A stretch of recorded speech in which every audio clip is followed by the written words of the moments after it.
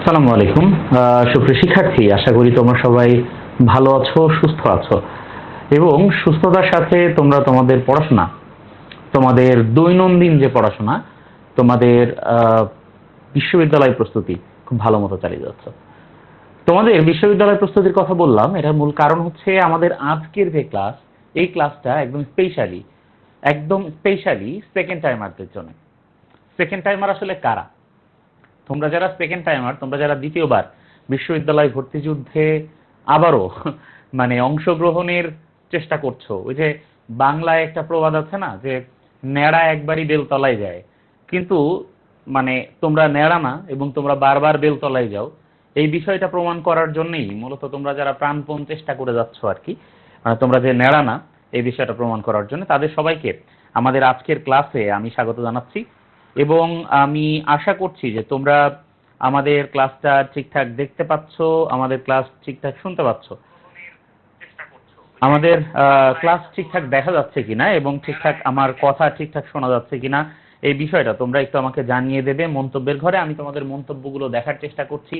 বিশেষ করে তোমরা যারা সেকেন্ড টাইমার আছো, তোমরা দয়া করে তোমাদের বন্ধু বান্ধবকে মেনশন করে দেবে। তোমাদের যারা বন্ধুরা আছে, যারা প্রথমবার তাদের পছন্দের কোনো বিশ্ববিদ্যালয়ে তাদের কাঙ্ক্ষিত সিটটা নিশ্চিত করতে পারেনি এবং পুনরায় আবারও বললাম তো যে এই যুদ্ধে অংশগ্রহণের জন্য প্রাণপণ প্রচেষ্টা করছে, তাদের জন্য আমরা আজকে কি পড়ব? আমরা আজকে বিশ্বের যত প্রাচীন সভ্যতা আছে, বিশ্বের যত প্রাচীন সভ্যতাগুলো আছে, সেই প্রাচীন সভ্যতাগুলো, গুরুত্বপূর্ণ প্রাচীন সভ্যতাগুলো, যেটা সেকেন্ড টাইমারদের জন্য, তার মানে যারা কি সেকেন্ড টাইমার তাদের জন্য, হ্যাঁ, সেকেন্ড টাইম যারা পরীক্ষা দেবে, দ্বিতীয়বার যারা এই মহারণে চেষ্টা করবে, হ্যাঁ, অংশগ্রহণের, তাদের জন্য এই ক্লাসটা very very very very important class. আমি আবারও বলছি, অত্যন্ত অত্যন্ত গুরুত্বপূর্ণ ক্লাস এটা এবং তোমাদেরকে তোমাদেরকে এই জায়গায় খুব ভালো মতো তোমাদেরকে একটা কি পারফরমেন্স করার চেষ্টা এই জায়গাতে করে যাইতে হবে, যে এমনি করে স্টার দিতে হয়, আমরা শিখছি।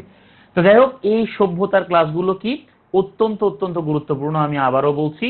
কাজে আজকের ক্লাসের পুরোটা সময় জুড়ে তোমরা দয়া করে আমার সাথে থাকবে, তোমরা দয়া করে আমার আমার আমার ক্লাসটা দেখার চেষ্টা করবে এবং তোমরা তোমাদের সাথে তোমাদের প্রশ্নগুলোর উত্তর আমরা দেওয়ার চেষ্টা করব, তোমাদের মন্তব্যগুলোর উত্তর আমরা দেওয়ার চেষ্টা করব। তোমাদের কোনো প্রশ্ন থাকলে, কোনো জিজ্ঞাসা থাকলে সেটি তোমরা মন্তব্যের ঘরে অবশ্যই অবশ্যই জানিয়ে দেবে। তাহলে আমরা খুব বেশি কথা না বাড়িয়ে আমরা আমাদের ক্লাসে চলে যাই। আমরা আমাদের সভ্যতার একদম প্রথম অংশে,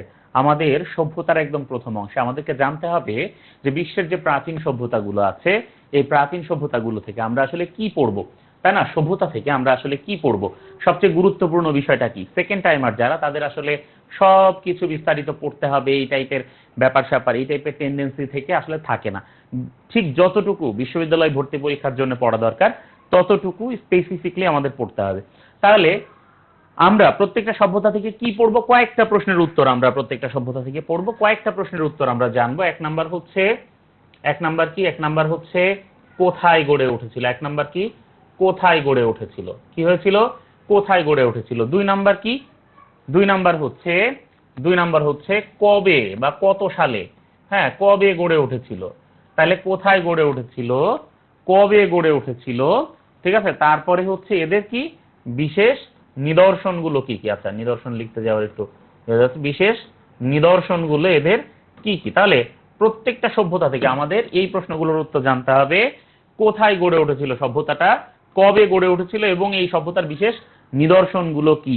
তার মানে সভ্যতা যেখানে গড়ে উঠেছিল সেখানে এই সভ্যতার কি কি নিদর্শন, কি কি চিহ্ন নামা আমরা পরবর্তীতে দেখে বুঝতে পারি যে এখানে এই সভ্যতা ছিল বা এই সভ্যতা এখানে আছে। তাহলে বিষয়গুলো আমাদেরকে ভালো মতো খেয়াল করতে হবে। এখন একদম প্রথম আমরা তাহলে কি কি আমরা পড়বো? কোথায় গড়ে উঠেছিল, কবে গড়ে উঠেছিল এবং প্রত্যেকটা সভ্যতার গুরুত্বপূর্ণ কিছু নিদর্শন বা কিছু চিহ্ন আছে। হ্যাঁ, তাহলে এই যে চিহ্ন, হ্যাঁ, চিহ্ন এবং কি তোমার হচ্ছে এই নিদর্শন, সেগুলো আমাদেরকে পড়তে হবে। তাহলে আমরা একদম প্রথমে যে সভ্যতাটা নিয়ে পড়বো সেই সভ্যতা হচ্ছে মিশরীয় সভ্যতা। সভ্যতাটা কি? মিশরীয় সভ্যতা। এই যে আমাদের যে মিশরীয় সভ্যতা বলা হয়ে থাকে, যে মিশরীয় সভ্যতাটা হচ্ছে সর্বপ্রাচীন সভ্যতা। মানে সবচেয়ে প্রাচীন সভ্যতা কোনটা? সবচেয়ে প্রাচীন সভ্যতা হচ্ছে মিশরীয় সভ্যতা। এইটা বলা হয়ে থাকে বা আমরা এটা বলে থাকি।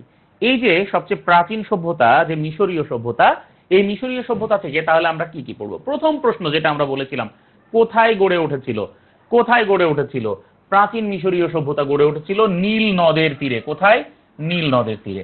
এখন তোমাদের মনে হতে পারে যে প্রত্যেকটা সভ্যতা, বেশিরভাগ সভ্যতা কেন নদের তীরে বা নদীর তীরে গড়ে উঠেছে? আবার এখানে নদ এবং নদীর একটা তফাৎ, ঠিক আছে, নদ এবং নদীর কি একটা তফাৎ কিন্তু এখানে মানে আমাদের লক্ষ্য করতে হবে আর কি, যে নীলকে আমরা নদ বলছি। এখন বেশিরভাগ সভ্যতা কোথায় গড়ে উঠেছিল? নদীর তীরে বা নদের তীরে, ঠিক আছে, সমুদ্রের তীরে গড়ে উঠেছিল, মানে জলাশয়ের তীরে গড়ে উঠেছিল। এটার কারণ কি? এটার কারণ হচ্ছে ভাই, যে যেখানে খুব দ্রুত মানুষ যেতে পারে, যে জায়গাটা ইজি গোয়িং মানুষের জন্য, যে জায়গাটাতে মানুষ দ্রুত যেতে পারে, দ্রুত পৌঁছাইতে পারে, দ্রুত যে জায়গাটাতে রিচ করতে পারে, মালামাল পরিবহন যেখান থেকে সুবিধা, সেই জায়গাতে, এবং যে জায়গায় ফসল ফলানোর জন্য কৃত্রিম সেচের সুযোগ আছে। হ্যাঁ, সবচেয়ে বড় কথা হচ্ছে নদীর পাড়ের জমি উর্বর হয় পলিমাটির কারণে।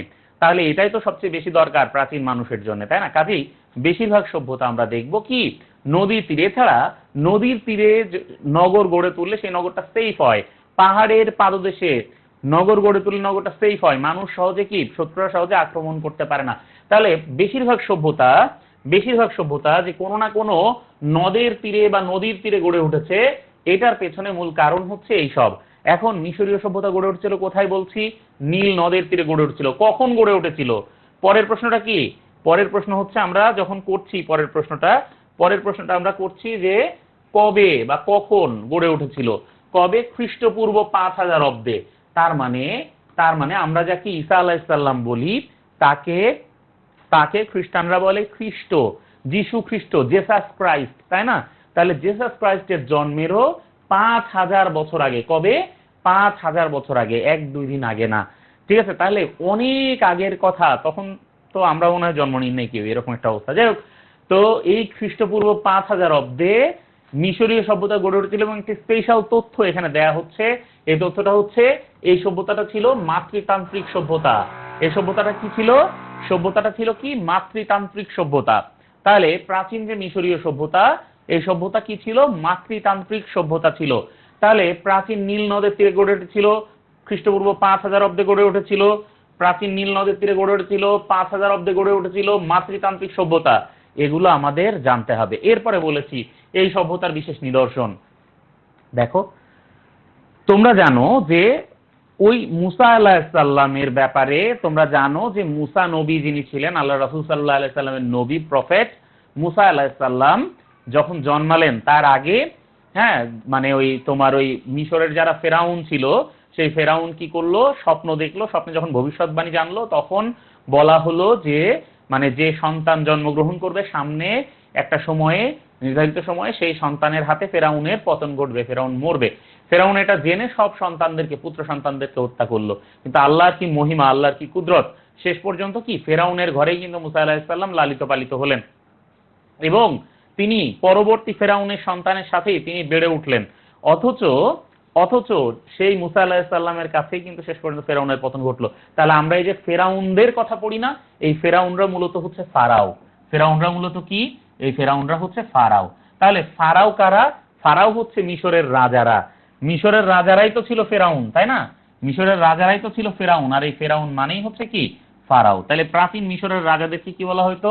ফারাও বলা হয়তো। ফারাওরা যখন মরে যাইতো, ফারাওরা বা ফেরাউনরা নিজেদেরকে ঈশ্বরের প্রতিনিধি প্রমাণ করতে চাইতো, বা বলতে চাইতো যে আমরাই কি ঈশ্বর, এবং তারা মনে করত যে যদি তাদের দেহ পচে যায় তাহলে পরকালে তাদেরকে উঁচু দরজা বা উঁচু সম্মান তাদেরকে দেয়া হবে না।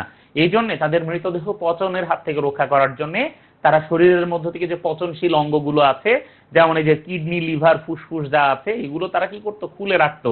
রেখে তারপরে তারা ওই যে তোমার এক ধরনের মেডিসিন দিয়ে শরীরে, তারপরে পাতলা একটা কাপড় দিয়ে নিজেদেরকে পেঁচায় রাখতো, যেন শরীর আর্দ্র থাকে আর কি, শরীর যেন শুকায় না যায়। এবং মৃতদেহ ভাবে তারা পচনের হাত থেকে রক্ষা করত। আর এই মৃতদেহ পচনের হাত থেকে রক্ষা করার জন্য যে সিস্টেম, তারা এই যে সিস্টেমটা বললাম, এটাকে তারা বলতো মমি। তাহলে মমি তারা করতো কোন জায়গায়? মমি তারা করতো হচ্ছে, মমি কারা করতো? মমি করতো হচ্ছে এই ফারাও বা ফেরাউনরা। কেন? মৃতদেহ পচনের হাত থেকে রক্ষার জন্য। এবং এই মমি সাধারণের কাছে কবর দিত না, কারণ ফেরাউনরা যখন এই মমি নিজেদেরকে করার জন্য ইয়ে করতো, করে তারা একটা সমাধিক্ষেত্র বানিয়েছিল। সেই সমাধিক্ষেত্র হচ্ছে পিরামিড। কেন? কারণ কারণ পিরামিডের ভেতরে যখন তাদের মমি কবর দেয়া হতো, তাদের সাথে প্রচুর ধন রত্ন মণিমাণিক্য তারা নিয়ে যাইতো। কেন নিয়ে যাইতো? যে তারা পরকালে যে ওই তোমার যে পরকালের যে দারোয়ান আছে, বুঝছো, তারা ব্রাইব করবে, ঘুষ দিবে, এবং ঘুষ দিয়ে তাদের ভালো অবস্থান তারা নিশ্চিত করবে।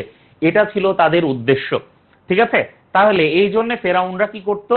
মমি করে পিরামিডের ভেতরে যেয়ে তারা মানে নিজেদেরকে সেখানে তারা সমাহিত করতে বলে যাইতো। এবং এই পিরামিড ছিল কি? তাহলে মূলত কবর। পিরামিড তাহলে কি? মূলত কবর। কাদের কবর? ফারাওদের কবর। পিরামিড তাহলে মূলত কাদের কবর? ফারাওদের কবর। ফারাওদের লাশ মমি করে পচনের হাত থেকে রক্ষা করা হতো। এইবার লক্ষ্য করো আমরা এখানে বলছি মিশরীয় সভ্যতার অবদানগুলো।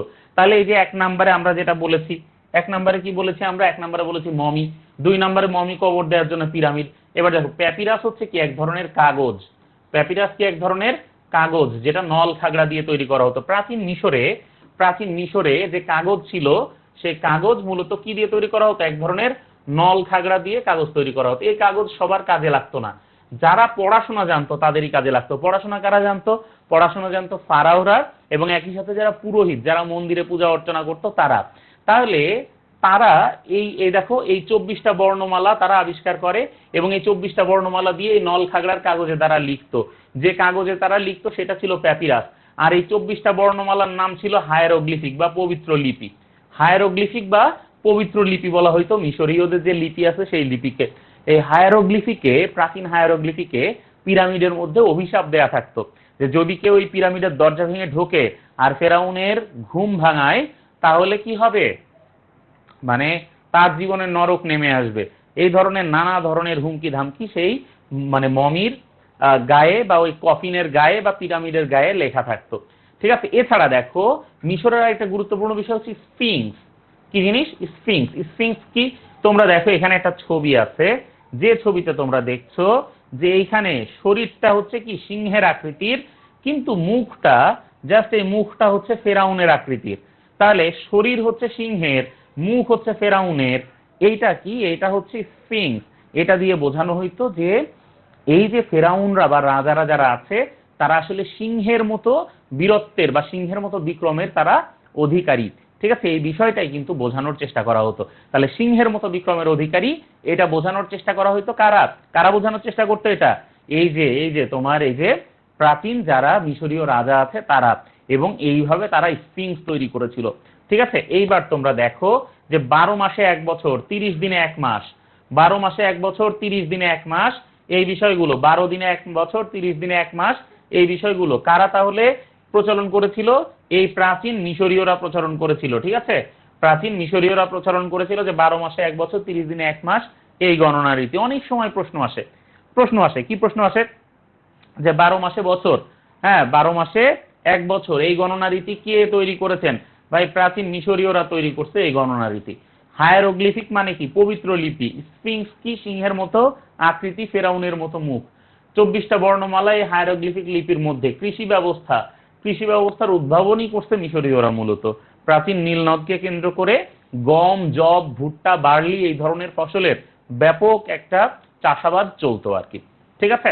এরপরে এরপরে আমরা কি দেখব? আমরা দেখব হচ্ছে ওয়ালাইকুম আসসালাম। আচ্ছা, তোমাদের কোনো প্রশ্ন থাকলে তোমরা জিজ্ঞেস করবে, আমরা প্রশ্নগুলোর উত্তর দেওয়ার চেষ্টা করব। ঠিক আছে? ওকে।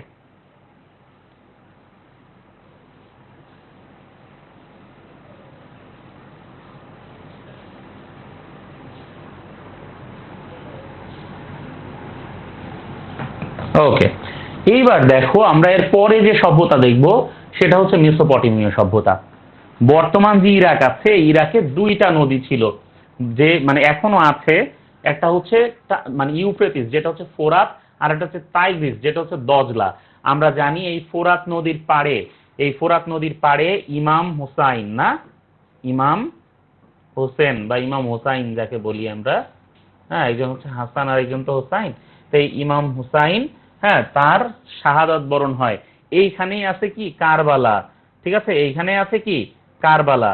এই কারবালার যারা শহীদ, তাই না, তারা আমাদের জন্য অসাধারণ ত্যাগের দৃষ্টান্ত তারা স্থাপন করে গেছেন। ঠিক আছে, যে কিভাবে হকের পথে থেকে জীবন দিতে হয়। কারবালার শহীদরা কি করেছেন, আমাদের চোখের সামনে তার একটা উজ্জ্বল দৃষ্টান্ত তারা রেখে গেছেন, তাই না?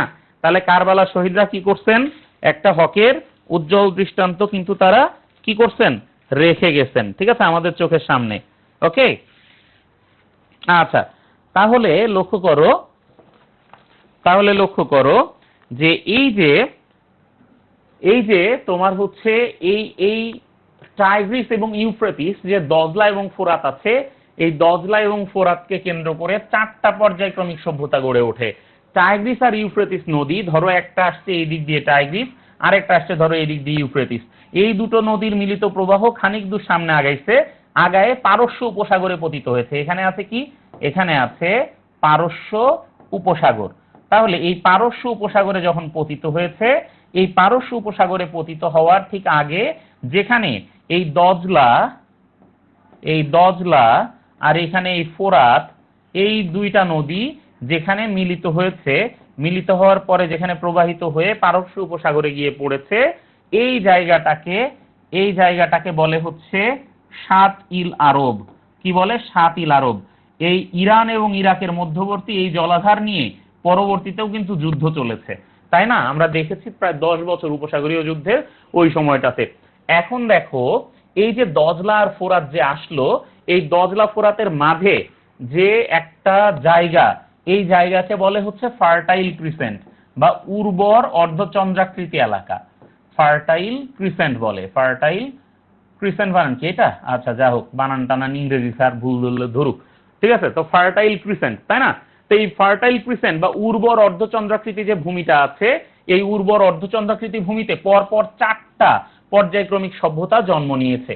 এই যে পরপর 4টা পর্যায়ক্রমিক সভ্যতা জন্ম নিয়েছে, কি কি? একটা হচ্ছে সুমেরীয়, তারপরে আসছে ব্যাবিলনীয়, তারপরে আসিরীয় এবং তারপরে ক্যালদীয়। এই 4টা সভ্যতাই ভেরি ভেরি ইম্পর্টেন্ট সভ্যতা। বিশেষ করে এদের যে নানা অবদান রয়েছে, সেই অবদানগুলো আমাদের জন্য অত্যন্ত গুরুত্ব বহন করে। লক্ষ্য করো, ফার্স্টে আমরা সুমেরীয় সভ্যতা দেখব। দেখো, সুমেরীয় সভ্যতা যদি দেখো, ইংরেজি বর্ণমালার ম্যাক্সিমাম ওয়ার্ডগুলো এই সুমেরিয়ান এই বর্ণমালায় খুঁজে পাওয়া যাবে। সুমেরীয়দের সবচেয়ে বড় অবদান ছিল চাকা। কারণ চাকা আবিষ্কারের মাধ্যমে মানুষ কি করছে, মানুষ হচ্ছে সর্বপ্রথম স্পিড পাইছে। তুমি যদি বলো সভ্যতার বিস্তারের জন্য সবচেয়ে বেশি অবদান রাখছে কি, তাহলে বলতে হবে সেটা হচ্ছে আগুন। আগুনের ব্যবহার জানার সাথে সাথে মানুষ 50% সভ্য হয়ে গেছে। মানে আগুন আবিষ্কারের মানুষ আর আগুন আবিষ্কারের পরের মানুষ, এই দুটোর মধ্যে আসলে কি খুব বেশি অনেক বড় একটা তফাৎ তাদের মধ্যে রয়েছে। ঠিক আছে, তাহলে আর এই সেকেন্ড যেটা, সেটা হচ্ছে চাকা। চাকা আবিষ্কারের সাথে সাথে মানুষ কি পাইছে, স্পিড পাইছে। আগে মানুষ কি করতে পারতো, শুধু হেঁটে এক জায়গা থেকে আরেক জায়গায় যাইতে পারতো। চাকা মানেই কি, চাকা মানেই হচ্ছে গাড়ি, তাও আবার স্লেজে টানা গাড়ি না, স্পিডি গাড়ি। এবং এই স্পিডি গাড়ি পাওয়ার সাথে সাথে মানুষের জীবনযাত্রা কিন্তু একটা বড় পরিবর্তন হয়েছে। এছাড়া সুমেরীয়রা জলঘড়ি আর চন্দ্রপঞ্জিকা আবিষ্কারের পাশাপাশি তারা অক্ষরভিত্তিক বর্ণলিপি কিউনিফর্ম তারা আবিষ্কার করেছে। কিউনিফর্ম লিপিটারই উদাহরণ এই জায়গাতে দেয়া হয়েছে। দেখো, এই যে অক্ষরভিত্তিক বর্ণলিপি কিউনিফর্ম, এটা হচ্ছে প্রাচীন সুমেরীয়রা এটার আবিষ্কার করেছে। এছাড়া প্রশ্ন আসে, মেসোপটেমিয়ার সবচেয়ে প্রাচীন সভ্যতার নাম কি? মেসোপটেমিয়ার সবচেয়ে প্রাচীন সভ্যতার নাম হচ্ছে সুমেরীয় সভ্যতা। ঠিক আছে, তাহলে এভাবে ভাইয়া আমাদেরকে কিন্তু একটু দেখতে হবে, একটু পড়তে হবে। এরপরে আমরা দেখব যে সেকেন্ড সভ্যতা যেটা, সেটা হচ্ছে ব্যাবিলনীয় সভ্যতা। ব্যাবিলনীয় সভ্যতা, এই ব্যাবিলনীয় সভ্যতাটা প্রাচীন ব্যাবিলন, তাই না? ব্যাবিলনের নাম শুনলে আমাদের সামনে ভেসে ওঠে একটা সুরম্য নগর, যেখানে উঁচু উঁচু অট্টালিকা আছে। এবং সেই অট্টালিকাগুলো তৈরি করেছে কারা? অ্যামোরাইট নামে একটা জাতি আছে। এই জাতিটা একটা যোদ্ধা জাতি ছিল, কিন্তু একই সাথে এরা ছিল খুব ভালো স্থপতি। এই অ্যামোরাইট জাতি ব্যাবিলনীয় সভ্যতা গড়ে তুলেছে। এই সভ্যতার সবচেয়ে বড় অবদান হচ্ছে আইনের সংকলনে। আর আইন সবচেয়ে ভালো সংকলন করেছেন হচ্ছে এই যে হাম্বুরাবি নামে যে ভদ্রলোক আছে, সেই হাম্বুরাবি। প্রাচীন আইনের সংকলক হিসেবে হাম্বুরাবির অবদান এটা কোনোভাবেই অস্বীকার করা যায় না। নরমালি রোমান আইনকে বলা হয় মাদার অফ অল ল। তাহলে তোমরা ব্যাপারটা একটু বুঝবা। হ্যাঁ, রোমান আইনকে বলা হচ্ছে মাদার অফ অল ল বা সকল আইনের মা। আর সেইখানে সর্বপ্রথম আইন সংকলন করেছে ব্যাবিলনীয় সভ্যতার লোকজন, এবং তার মধ্যে হাম্মুরাবি হচ্ছেন সেই ব্যাবিলনীয় সভ্যতার অন্যতম লোক যিনি সর্বপ্রথম আইনের সংকলন করেন, লিখিতভাবে আইন তিনি লিখে রাখেন। সেই আইনের সংকলক হচ্ছেন হাম্মুরাবি। এবং প্রাচীন মহাকাব্য গিলগামেশ, এই গিলগামেশ রচনা করা শুরু হয়েছিল এই ব্যাবিলনীয়, মানে রচনা শেষ হয়েছিল এই ব্যাবিলনীয় সভ্যতার সময়, এবং প্রাচীন মানচিত্র পাওয়া যায় ব্যাবিলনের গাথুর শহরে। এইটা অনেকবার প্রশ্নে এসেছে যে পৃথিবীর সর্বপ্রাচীন মানচিত্র, প্রাচীন মহাকাব্য, এগুলো খুবই গুরুত্বপূর্ণ এবং অসংখ্যবার এগুলো প্রশ্নে এসেছে। এইবার তোমরা লক্ষ্য করো যে আশিরীয় সভ্যতার ব্যাপার। আশিরীয় সভ্যতা আসলেই তোমরা দেখতে পাচ্ছ যে এইখানে মনে হচ্ছে এক ঝাঁক ব্রাহ্মণবাড়িয়ার লোকজন দাঁড়ায় আছে, এরকম মনে হচ্ছে না ভাই? মনে হচ্ছে না যে আশিরীয় সভ্যতা আসলেই সেখানে আমরা ব্রাহ্মণবাড়িয়ার একটা আঁচ পাই? এরকম মনে হয় না? দেখো এই জায়গাতে, হ্যাঁ এই জায়গাতে, হ্যাঁ মনে হচ্ছে যে এই জায়গাতে যে আশিরীয় সভ্যতার এই জায়গাতে দেখো মনে হচ্ছে এই যে এরা সমর বিদ্যায় কিন্তু খুবই পারদর্শী। সমর বিদ্যা মানে কি? যুদ্ধ। দেখো এই যে এর হাতে বর্ষা আছে, এর হাতে তলোয়ার, এর হাতে তীর ধনুক, হ্যাঁ এইখানে দেখো আরেকটা বড় কি বর্ষা, যেটা দিয়ে মোটামুটি গাইথা দিলে কিসের ব্রাহ্মণবাড়িয়া কিসের কি, ঠিক আছে, একবারে কি মানে সোজা উপরে চলে যাবে। দেখো পৃথিবীকে অক্ষাংশ এবং দ্রাঘিমাংশে এরা বিভক্ত করেছে, তার মানে এরাই সর্বপ্রথম বৃত্তকে 360 ডিগ্রিতে বিভক্ত করতে পেরেছে। বৃত্ত যে 360 ডিগ্রিতে বিভক্ত করা যায় এবং প্রত্যেকটার মান যে 90 ডিগ্রি হয়, এটা কিন্তু এরাই বের করেছে, আশিরীয় সভ্যতার এরাই বের করেছে যে প্রত্যেকটার মান হবে কি 90 ডিগ্রি আর কি, ঠিক আছে, 90 ডিগ্রি প্রত্যেকটার মান হবে, এটা আশিরীয়রাই বের করতে পারছে। এবং সর্বপ্রথম লোহার অস্ত্রের ব্যবহার এটা আশিরীয়রা শুরু করেছে, এর আগে লোহার অস্ত্রের ব্যবহার ছিল না। ইভেন আমাদের এই উপমহাদেশে যে একটা সভ্যতার সন্ধান পাওয়া যায়, যে সভ্যতার নাম হচ্ছে এই যে তোমার সিন্ধু সভ্যতা, হরপ্পার মহেঞ্জোদারোতে, হরপ্পার মহেঞ্জোদারোতেও কিন্তু ব্রোঞ্জ যুগের সভ্যতা ছিল, সেটিও কিন্তু এই লৌহ যুগের সভ্যতা ছিল না, ঠিক আছে। তাহলে এরপরে আমরা দেখি ক্যালদীয় সভ্যতা। ক্যালদীয় সভ্যতা, ক্যালদীয়রা দেখো নতুন ব্যাবিলনীয় সভ্যতা নামে এটা পরিচিত। এর স্থপতি হচ্ছেন সম্রাট নেবুচাঁদ-নেজার। কি? সম্রাট নেবুচাঁদ-নেজার। তিনি ব্যাবিলনের শূন্য উদ্যান বা মানে তিনি তৈরি করেন, এবং এটা সপ্তাশ্চর্যের মধ্যে পড়ে, পৃথিবীর সপ্তাশ্চর্যের মধ্যে পড়ে। এখন এই যে শূন্য উদ্যান কেন বলা হচ্ছে? কারণ নেবুচাঁদ-নেজারের যে প্রাসাদ ছিল তার রানীর হাঁটা চলার জন্য ওই প্রাসাদের বারান্দায় তিনি সব বড় বড় গাছ তিনি একটা বিশেষ পদ্ধতিতে রোপণ করেছেন, এবং তাই দেখে অনেক দূর থেকে মনে হইতো যে পুরোপুরি শূন্যে ভাসমান একটা বাগান। কি মনে হইতো? মনে হইতো পুরোপুরি শূন্যে ভাসমান বাগান, ঠিক আছে।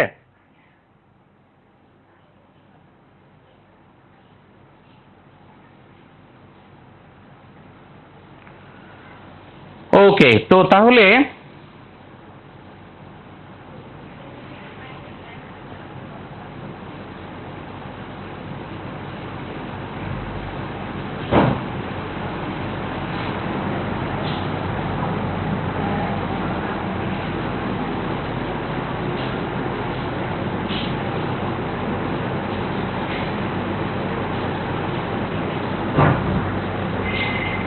আচ্ছা, তো কি বলছিলাম আমরা? ওকে,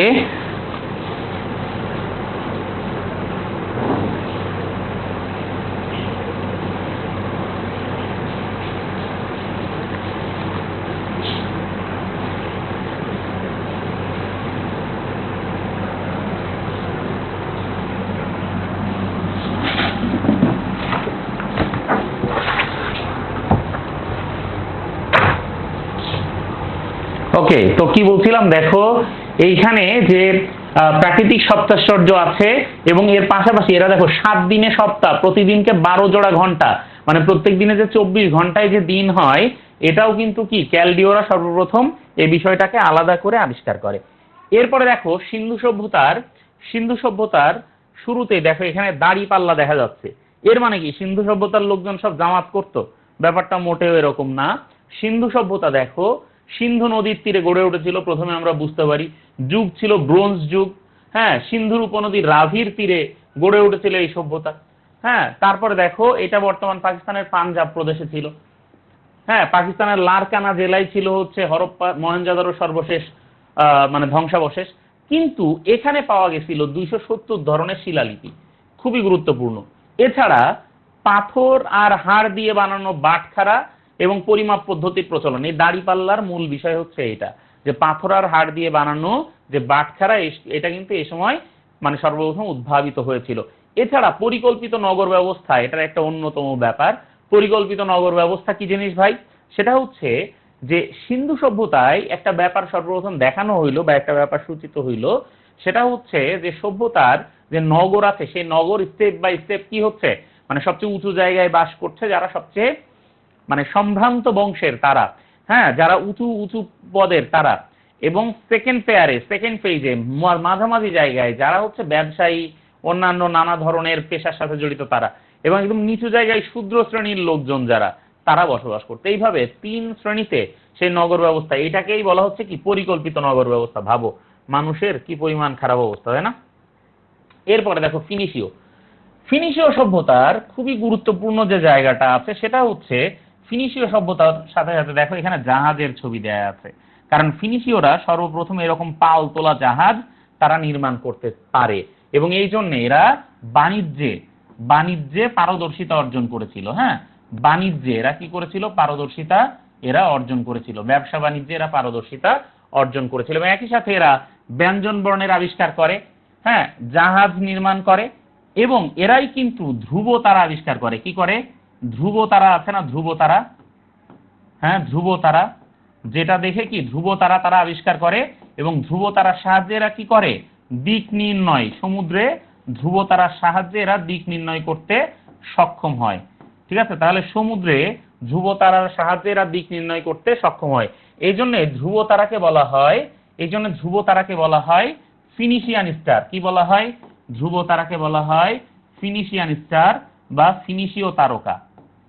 ধ্রুব তারাকে বলা হয় ফিনিশিয়ান স্টার বা ফিনিশীয় তারকা। কেন বলা হয় ফিনিশিয়ান স্টার বা ফিনিশীয় তারকা? কারণ হচ্ছে এই ধ্রুব তারা, এরা সর্বপ্রথম কারা? ফিনিশীয়রা সর্বপ্রথম এই ধ্রুব তারা আবিষ্কার করে। ধ্রুব তারার ব্যবহার করে ফিনিশীয়রাই সর্বপ্রথম দিক নির্ণয় করা শিখতে পারে। প্রাচীন লেবানন পর্বত এবং ভূমধ্যসাগরের মধ্যবর্তী এলাকায় গড়ে ওঠা এই ফিনিশীয় সভ্যতার তার সবচেয়ে বড় অবদান হচ্ছে জাহাজ নির্মাণ। এই পাল তোলা এত বড় জাহাজ নির্মাণ করা এবং সমুদ্র পাড়ি দেয়া প্রাচীনকালের মানুষের জন্য একটা স্বপ্ন ছিল। এরপরে আমরা দেখি গ্রিক সভ্যতা। গ্রিসের সভ্যতা দেখো এখানে একটা ছবি দেওয়া আছে, সেই ছবিতে চাঁদের দিকে, আসমানের দিকে এক বুড়া লোক তাকায় আছে। দেখলেই মনে হয় এই বেটা কি চারুকলায় পড়ে, তাই না? এরকম মনে হয় না? প্রাচীন গ্রিসের লোকজনের অন্যতম অবদান ছিল যে তারা দর্শনে, প্রাচীন গ্রিকরা দর্শনে খুব বড় অবদান রেখেছিল। ঠিক আছে, তাহলে প্রাচীন গ্রিকরা কি করেছিল? দর্শনে অনেক বড় অবদান রেখেছিল, দর্শন এবং জ্যামিতি চর্চায় তারা অবদান রেখেছে। এবং ওই সময় যারা যুক্তিবাদী দার্শনিক ছিল তারা ছিল সোফিস্ট, তাদেরকে কি বলা হইতো? সোফিস্ট বলা হইতো। তাহলে প্রাচীনকালের যে যুক্তিবাদী দার্শনিক তাদেরকে বলা হইতো সোফিস্ট। সক্রেটিস হচ্ছেন ওই সময়কার বিখ্যাত দার্শনিক, যাকে বলা হয় জ্ঞানের পিতা। সক্রেটিসকে কি বলা হয়? জ্ঞানের পিতা বলা হয়। এছাড়া সক্রেটিস ছিলেন সবার টিচার, তার ছাত্র ছিলেন হচ্ছে এই যে প্লেটোর ছাত্র ছিলেন হচ্ছে এরিস্টটল, তাই না? সক্রেটিসের ছাত্র ছিলেন প্লেটোর ছাত্র ছিলেন এরিস্টটল। সক্রেটিসকে হেমলক লতার বিষ খাইয়ে হত্যা করা হয়। থেলিসকে জ্ঞানী ব্যক্তি বলে ডাকা হয়। সভ্যতার প্রথম জ্ঞানী ব্যক্তি বলা হয় কাকে? থেলিসকে বলা হয় প্রাচীন সভ্যতার প্রথম জ্ঞানী ব্যক্তি। গ্রিকদের প্রধান দেবতা ছিল জিউস। ঠিক আছে, আর ওই সময়কার বিখ্যাত ইতিহাসবিদ ছিল হেরোডোটাস, যাকে ইতিহাসের জনক বলা হয়। হেরোডোটাসকে কি বলা হয়? ইতিহাসের জনক। তাহলে হেরোডোটাসকে কি বলা হয়? ইতিহাসের জনক বলা হয়। এবং থুকিরাইডিস তিনিও আরেকজন বিখ্যাত ইতিহাসবেত্তা।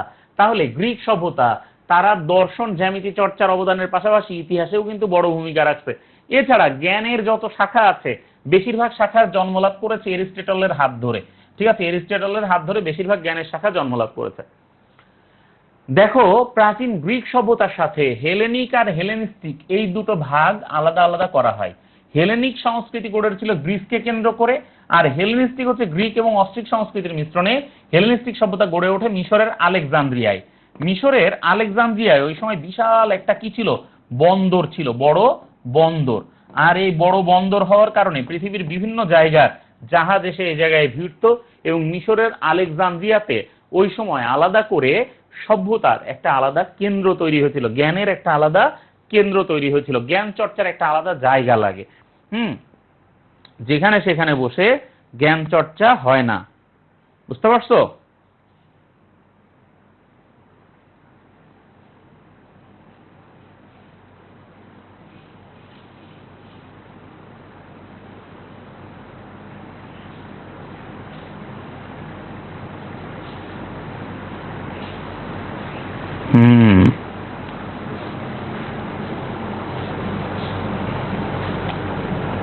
ঠিক আছে, বুঝলাম।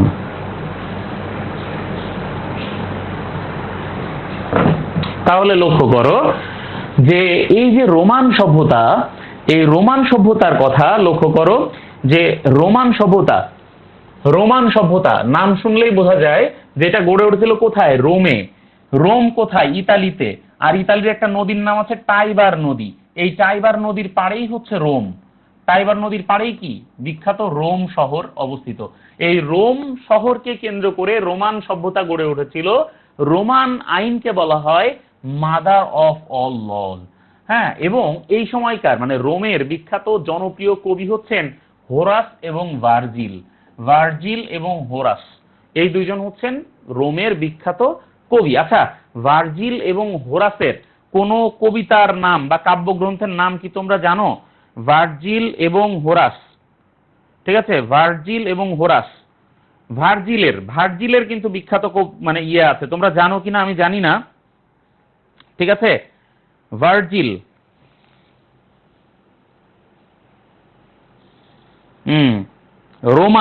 রোমান কবি ভার্জিল, বিখ্যাত কবি। তাকে অনেকে কি ভেরগিল বলেন। হ্যাঁ, রোমান কবি ভার্জিল।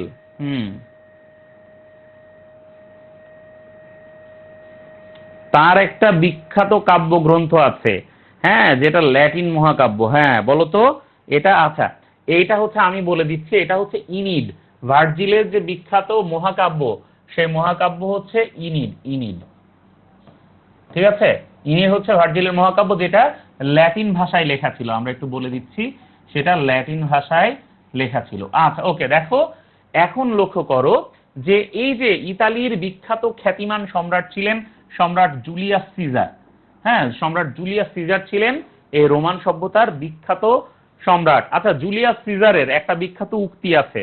জুলিয়াস সিজারের একটা বিখ্যাত উক্তি আছে, বলো দেখি ভাই সেই উক্তি কি? জুলিয়াস সিজারের বিখ্যাত উক্তি বলো দেখি।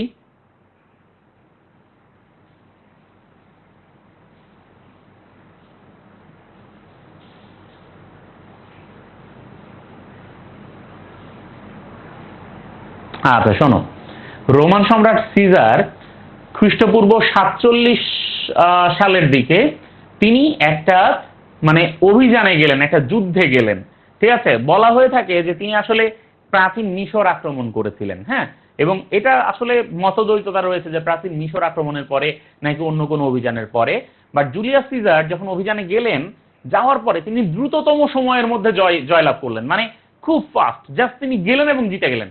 এখন এইটা যখন তিনি তার ইয়েকে জানাবেন, এই যে তার যে পার্লামেন্ট আছে, হ্যাঁ, প্রাচীন রোমের যে পার্লামেন্ট ছিল, এই পার্লামেন্টে যখন তিনি তার জয়ের খবর জানাবেন, তখন সেই পত্রে তিনি লিখলেন যে ভেনি ভিডি ভিসি।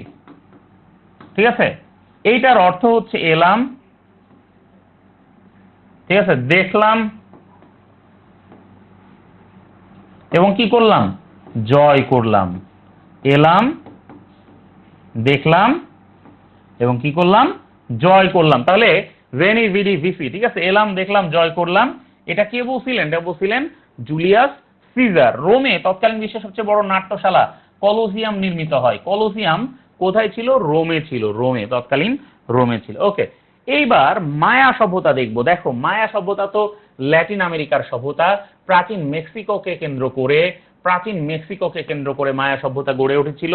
এবং মায়া সভ্যতার শ্রেষ্ঠ নিদর্শন হচ্ছে চিচেন ইৎজা। হ্যাঁ, মায়া সভ্যতার বিখ্যাত শহর হচ্ছে কুলুবা। এই কুলুবা শহরে এখনো কিন্তু অনেক গুরুত্বপূর্ণ যে ইয়েগুলো হয়, এটা কি বলে, এই যে তোমার নানা রকম সমাবেশ, হ্যাঁ, তারপরে এই যে তোমার ওই যে বড় বড় যে ধরো জাতিসংঘের বিভিন্ন মানে সংস্থার যে বড় সমাবেশগুলো, সেগুলো কিন্তু এই এখনো পর্যন্ত এই কুলুবা শহরে, মেক্সিকোর এই কুলুবা শহরকে কেন্দ্র করে হয়। এমনকি মেক্সিকোতে মায়া সভ্যতার পাশাপাশি অ্যাজটেক নামে আরেকটা সভ্যতা গড়ে উঠেছিল, আমরা সেটাও পড়াবো তোমাদের। এই অ্যাজটেক সভ্যতা আর মায়া সভ্যতা এই দুটা মেক্সিকোকে কেন্দ্র করে গড়ে উঠেছিল।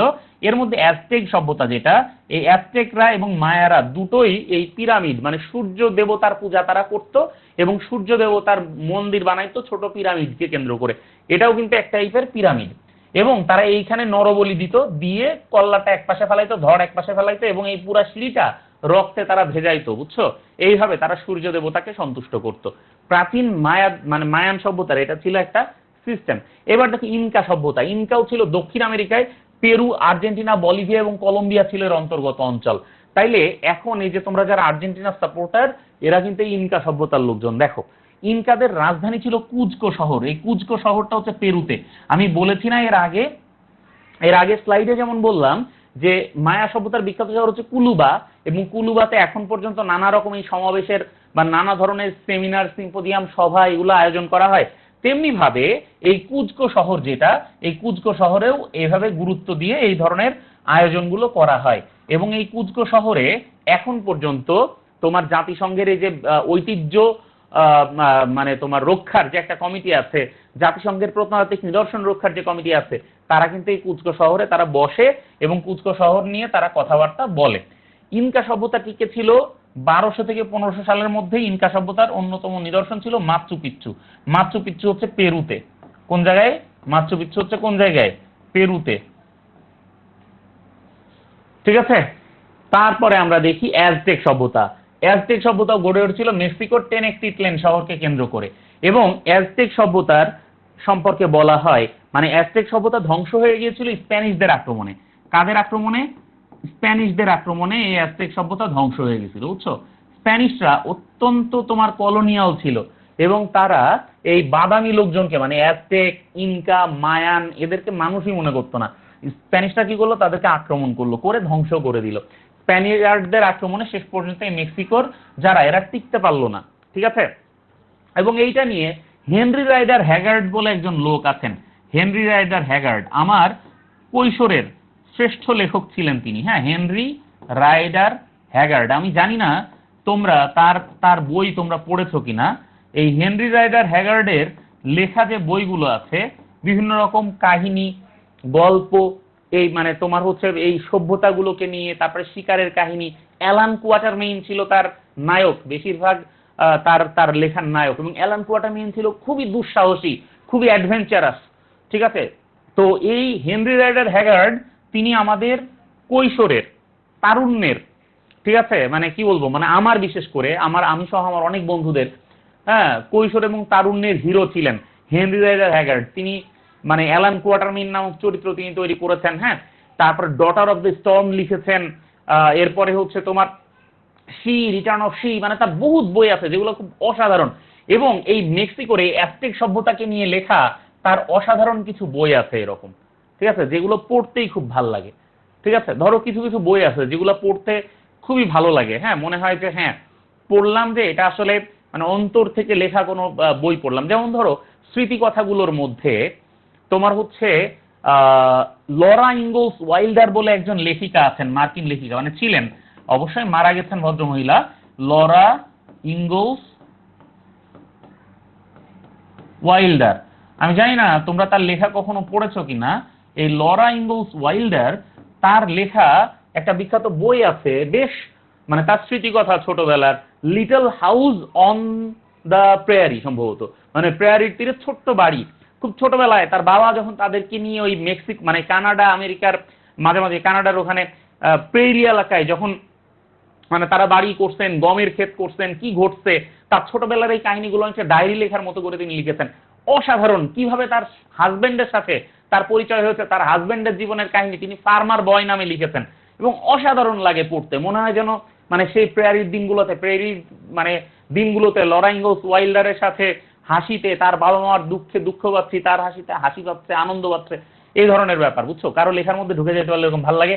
তো যাই হোক, যা বলছিলাম, অ্যাজটেক সভ্যতা, এই অ্যাজটেক সভ্যতাটা তোমরা ভালো করে পড়বা। এটা হচ্ছে তোমার মেক্সিকোকে কেন্দ্র করে, মেক্সিকোর টেনক্টিলিয়ান শহরকে কেন্দ্র করে গড়ে উঠেছিল, স্প্যানিশরা এটাকে ধ্বংস করে ফেলে। তাহলে এই হচ্ছে ভাইয়া আজকের মতো তোমাদের সভ্যতা ক্লাস। এখন এই সভ্যতা থেকে কিন্তু মানে মোটামুটি ম্যাক্সিমাম টাইমে তোমাদের জন্য প্রশ্ন আসে, ঠিক আছে? তোমরা এই সভ্যতাকে যতটুকু তোমাদের পড়ানো হলো এর মধ্যে থেকেই মোটামুটি প্রশ্ন চলে আসে। তাহলে তোমরা এই সভ্যতা যদি ভালো করে পড়ো, একটা প্রশ্ন কিন্তু তোমরা কমন পেয়ে যেতেও পারো, ঠিক আছে? একটা প্রশ্ন কিন্তু কি কমন পেয়ে যেতেও পারো। তাহলে তোমাদের জন্য অনেক অনেক শুভকামনা থাকছে, দোয়া থাকছে, ভালোবাসা থাকছে। তোমরা যারা সেকেন্ড টাইমার, তোমরা অবশ্যই একটা চমৎকার শেষ ডিজার্ভ করো। আর চমৎকার শেষের জন্য শুরুটা অবশ্যই চমৎকার, অবশ্যই সুন্দর হতে হবে। এবং সেই সুন্দর শুরুটা আমরা তোমাদেরকে দিতে চাই। আমাদের যে কোর্স চলছে, তোমরা সেই কোর্সে এনরোল করে ফেলতে পারো খুব দ্রুত, এবং আশা করি একসাথে আমরা শুধু বিশ্ববিদ্যালয় কেন, একসাথে আমরা বিশ্বজয় করব। তোমাদের সবাইকে অনেক অনেক শুভেচ্ছা, ভালোবাসা, তোমাদের জন্য অনেক অনেক শুভকামনা। ইনশাআল্লাহ পরবর্তী ক্লাসে সেকেন্ড টাইমারদের জন্য, একদম সেকেন্ড টাইমারদের জন্য ডেডিকেটেড কোনো ক্লাসে তোমাদের সাথে আবার দেখা হবে। তার আগ পর্যন্ত আজকের মতো বিদায় নিয়ে নিচ্ছি। সবাই ভালো থাকো, সুস্থ থাকো। আল্লাহ হাফেজ।